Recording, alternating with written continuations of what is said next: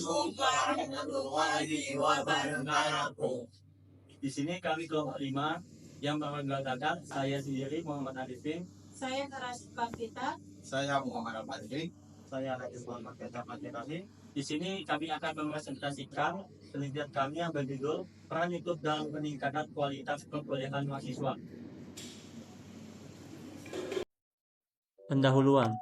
Dalam era digital saat ini, penggunaan platform media sosial seperti YouTube telah menjadi bagian yang tak terpisahkan dari kehidupan sehari-hari, termasuk dalam dunia pendidikan.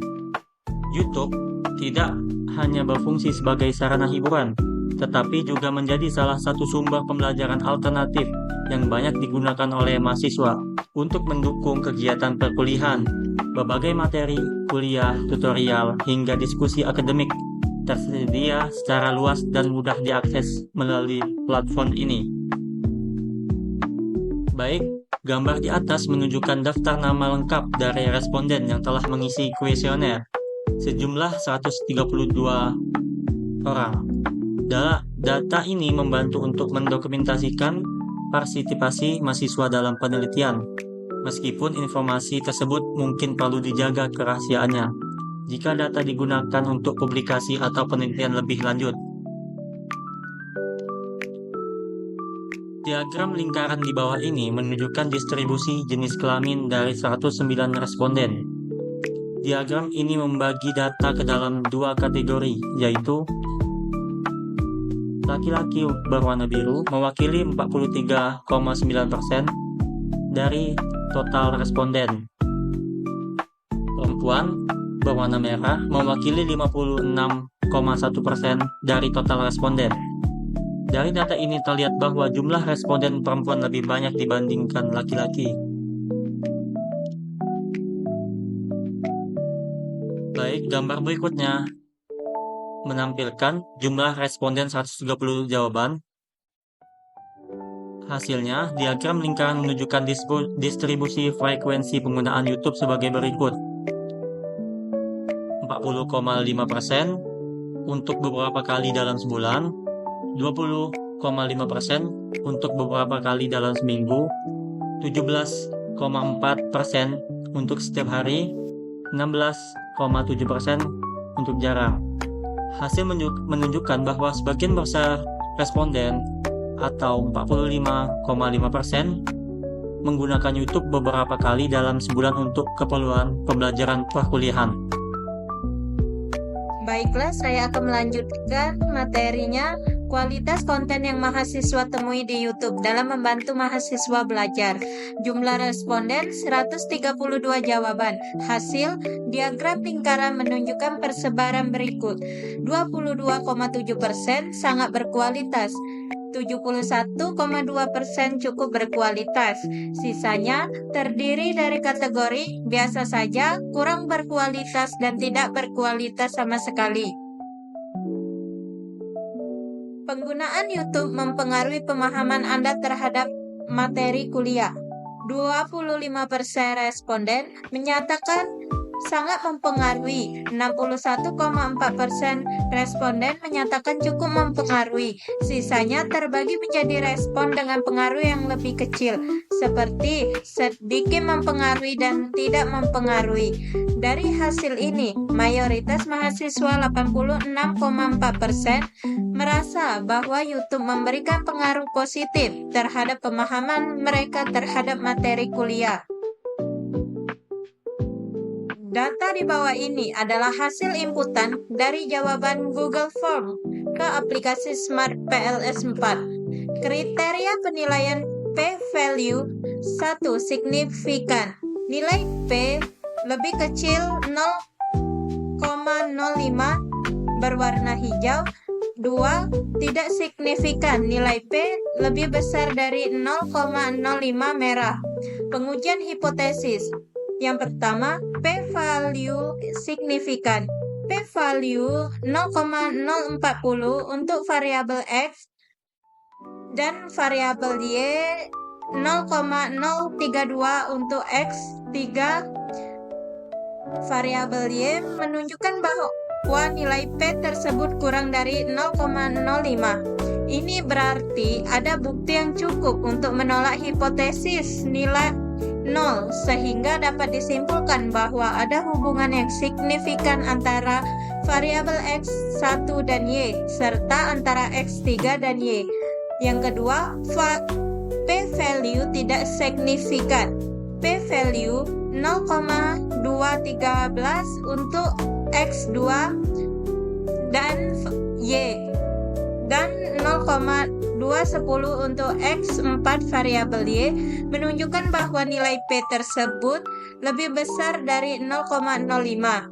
Ini berarti tidak ada cukup bukti untuk menolak hipotesis 0, sehingga hubungan antara X2 dan Y serta antara X4 dan Y dianggap tidak signifikan. Baiklah, di sini saya akan melanjutkan normalitas. 1. Ekses kurtosis mengukur tingkat ketajaman puncak distribusi data dibandingkan dengan distribusi normal. Ini memberikan informasi tentang sebaran data khususnya mengenai ekor distribusi. 2. Skewness mengukur simetri distribusi data.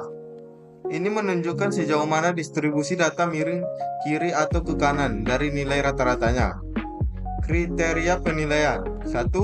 Skewness normal, rentang antara -1 hingga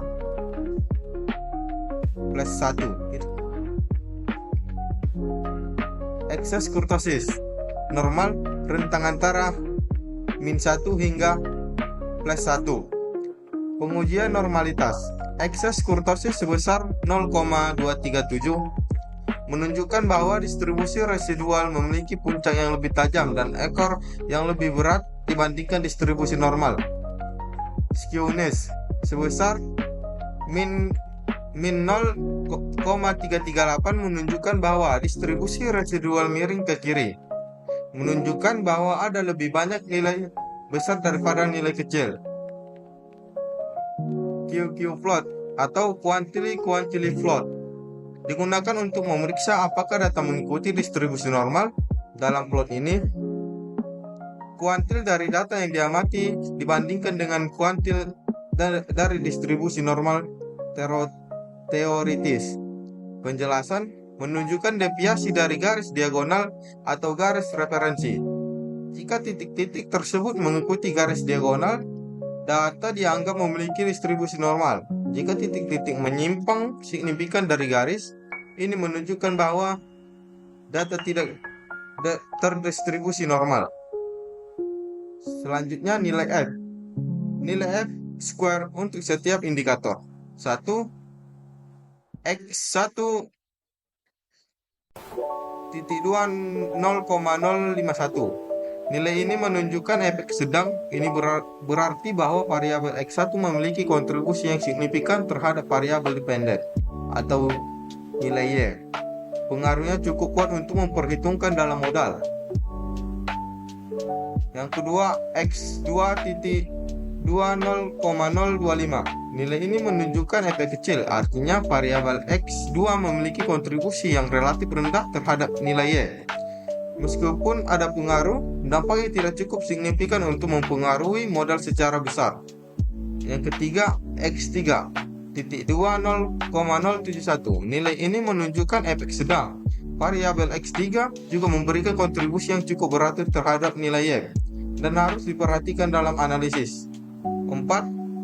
X4 0,019.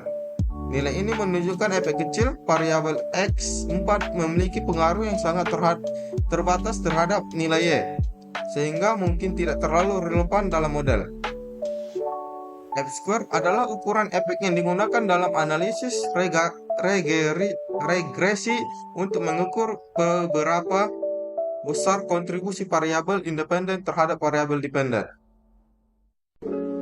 Selanjutnya, nilai T. 1. X1 variabelnya ini mengukur beberapa besar perbedaan antara koefisien yang dihasilkan dalam sampel dan nilai 0 relatif terhadap variabilitas data.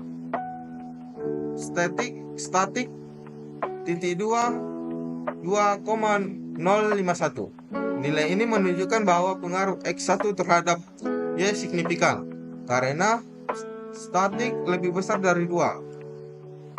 Ini berarti bahwa ada cukup bukti untuk menolak hipotesis 0 bahwa koefisien sama dengan 0. 2. X2 variabel Y. Statik titik 2 1,246. Nilai ini menunjukkan bahwa pengaruh X2 terhadap Y mungkin tidak signifikan. Ini karena statik kurang dari 2 sehingga tidak cukup bukti untuk menolak hipotesis 0. 3. X3 variabel Y.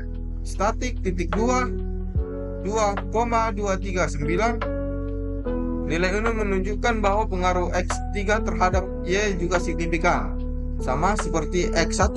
Nilai ini menunjukkan adanya hubungan yang kuat antara X3 dan Y.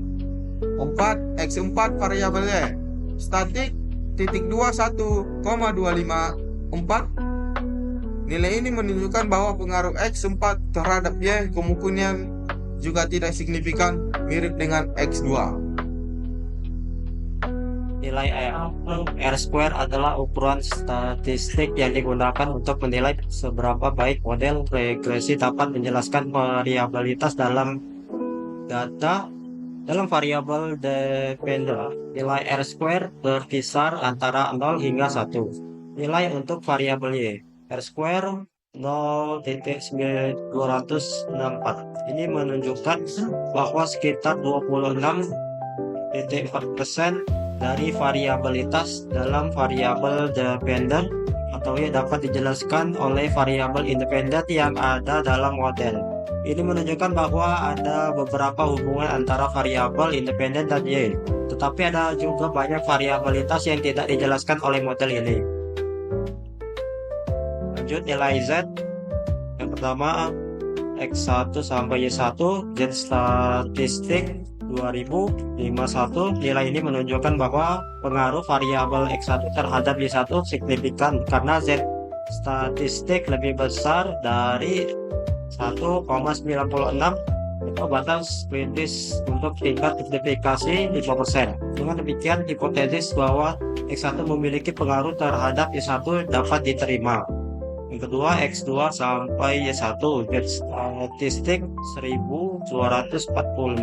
Nilai ini menunjukkan bahwa pengaruh variabel X2 terhadap Y1 tidak signifikan karena Z statistik lebih kecil dari 1,96. Artinya tidak cukup bukti untuk mendukung adanya pengaruh signifikan dari X2 terhadap Y1. Yang ketiga, X3 sampai Y1, Z statistik 2146. Nilai ini menunjukkan bahwa pengaruh variabel X3 terhadap Y1 signifikan karena Z statistik lebih besar dari 1,96. Dengan demikian, X3 dapat dianggap memiliki pengaruh signifikan terhadap Y1. Jadi yang terakhir, X4 sampai Y1, Z statistik 1254. Nilai ini menunjukkan bahwa pengaruh variabel X4 terhadap Y1 tidak signifikan karena Z statistik lebih kecil dari 1,96.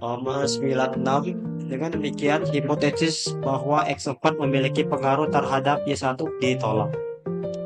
Kesimpulan. 1. Frekuensi penggunaan YouTube sebanyak 45,5% responden menggunakan YouTube beberapa kali dalam sebulan untuk kebutuhan pembelajaran. Kedua, kualitas konten YouTube sebanyak 93,6% responden menilai bahwa konten yang tersedia di YouTube berkualitas, dengan rincian 22,7% sangat berkualitas dan 71,2% cukup berkualitas. Yang ketiga, preferensi terhadap YouTube dibandingkan sumber belajar lain. Sebagian besar mahasiswa atau 81,6% lebih memilih menggunakan YouTube dibanding buku atau jurnal dan dalam beberapa situasi. Yang keempat, pengaruh YouTube terhadap pemahaman materi kuliah. Sebanyak 86,4% responden menyatakan bahwa YouTube memiliki pengaruh positif terhadap pemahaman mereka terhadap materi kuliah, dengan 25% menyatakan sangat mempengaruhi dan 61,4% cukup mempengaruhi. Dan yang terakhir, signifikansi data statistik. Analisis dengan metode Smart PLS menunjukkan hubungan yang signifikan antara penggunaan YouTube dan peningkatan kualitas perkuliahan mahasiswa dengan nilai statistik dan p-value yang memenuhi kriteria signifikansi.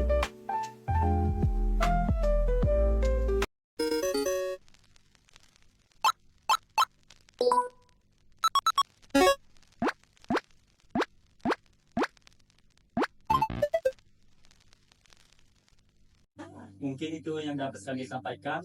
Lebih dan kurang kami mohon maaf. Kami akhiri. Wassalamualaikum warahmatullahi wabarakatuh.